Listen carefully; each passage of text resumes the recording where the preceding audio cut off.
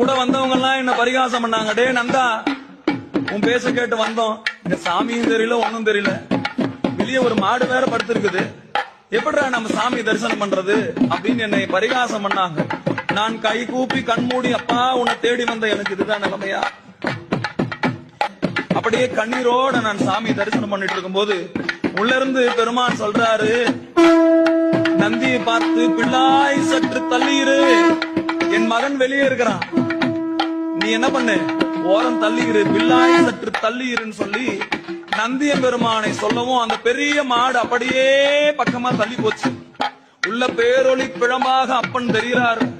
உள்ள அந்தணர்கள் தீபாராதனை பண்றாங்க. பேரொளி பிழம்பை நான் தரிசனம் பண்ணி சிவலோக